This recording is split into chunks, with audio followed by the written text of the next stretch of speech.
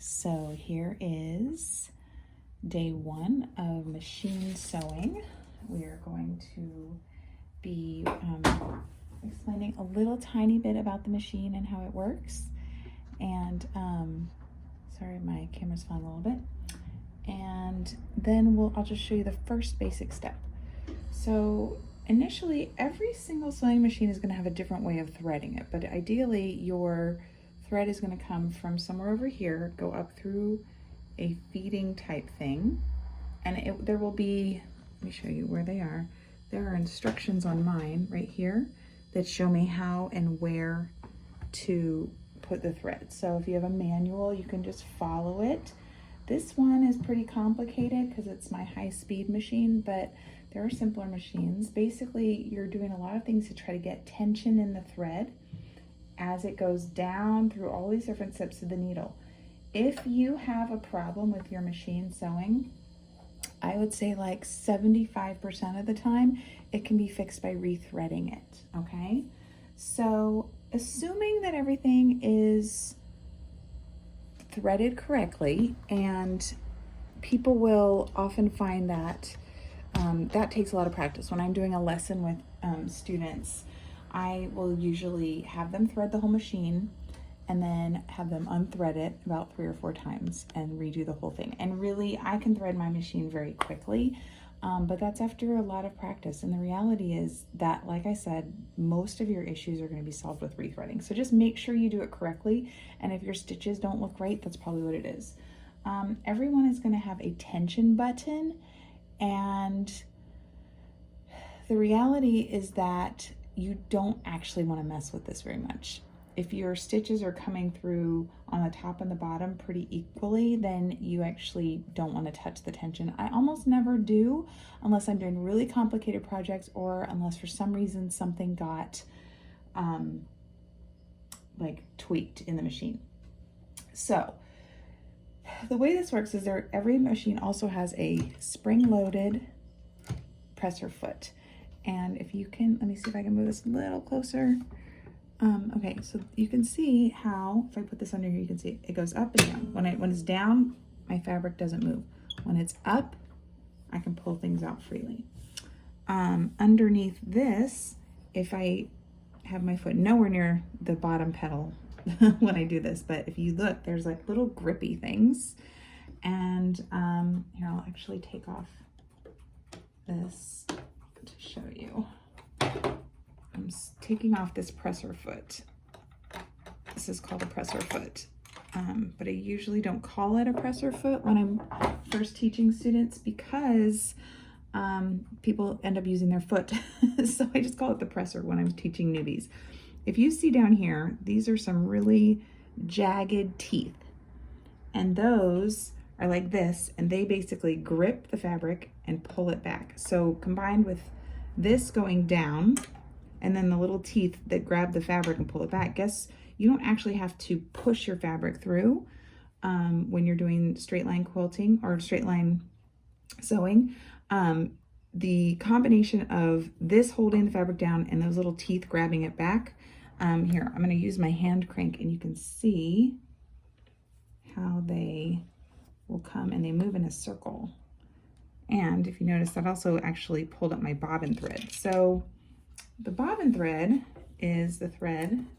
Most machines, like beginning machines, are easier than this. Mine is just a little complicated because I do it.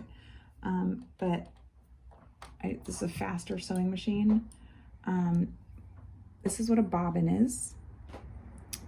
It has a removable thing that you would load up with thread. Looks like mine's getting pretty low.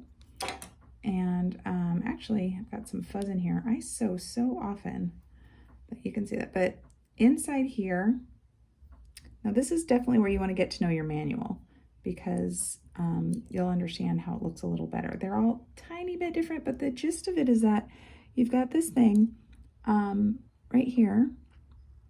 You put in your bobbin, and there's a tiny slant in this, and that's going to be going away from your actual bobbin, and this is the bobbin holder.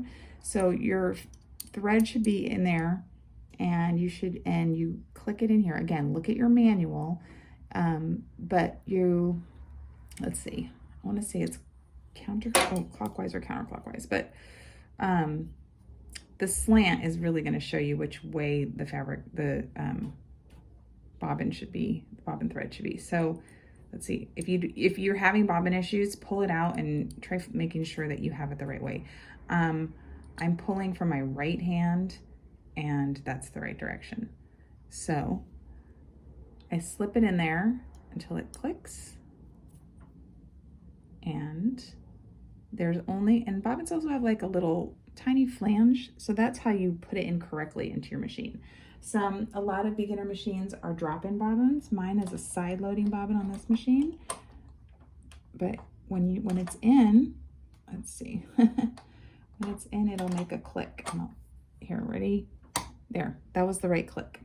So now this thread, now that I have this needle actually threaded, I'm gonna use this and it's gonna pull this up. So that pulled my bobbin thread up, okay? I also always tell my students, I'm gonna put my foot back on. Again, it's called a presser foot, but I don't call it a foot with my beginner students because I don't want them to use their foot. I call it a presser with beginners. And I also joke with my students that think of your sewing machine like a girl who has long hair. You always want her to put her hair behind her ears so it's out of the way. So the threads go underneath the foot, the presser, sorry, and sliding it back. So now it looks like I'm ready to sew. When I sew, mainly the main stitches that you're ever going to use, this one only has a straight stitch actually. Like I said, it's my speed sewing machine. And a lot of people think that getting a machine with a lot of fancy stitches is deluxe. It's not. Actually, some more experienced sewers really only want the straight stitch machines or ones that can do a couple fancy things. So we don't actually love those. They slow down and they get complicated quickly. So there's no need to have a fancy machine. I would spend your money if you're buying it on one that has metal parts on the inside and metal bobbin pieces and all that. Okay, so once again, if you were here in my studio and I was trying to get you to sew a straight line, I would draw a little 1/4 inch thing. Here's that. So I now have a straight line from which to try and focus in on. I have my foot pedal down below. My machine is plugged in. I'm going to put my presser down, and I don't want to put it too far away from my fabric. My fabric needs to really line up right with the needle, and I'll put it up like this. Put it down. You will probably not have an inset table like I do. So what I tell my students is down at this end of the machine, I keep my right hand here to help guide it and it keeps away from the needle, and my left hand I set on this edge of the machine. This is where my machine ends, to guide the fabric. So slowly, because it's just like a gas pedal with your machine, you just go slowly. So because we're doing quilting, we're not really worried so much about getting the doing back stitching or anything yet. This is really beginning. So just going straight through.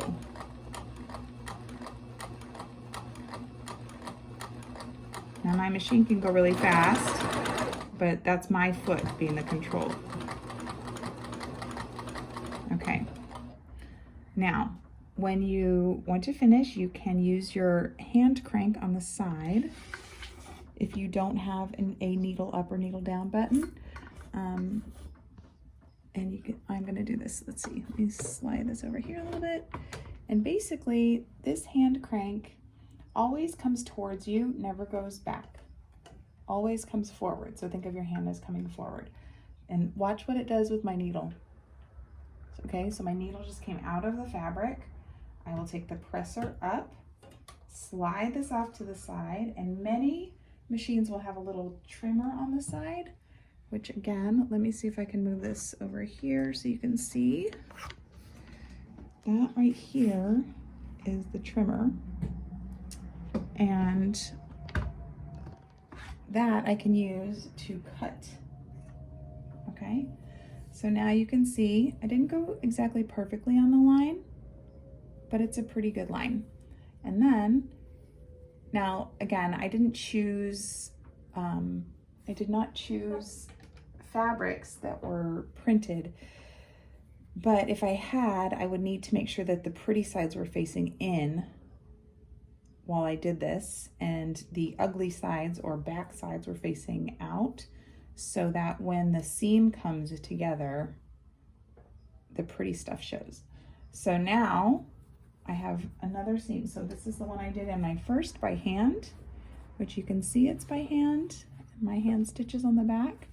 And today's is by machine.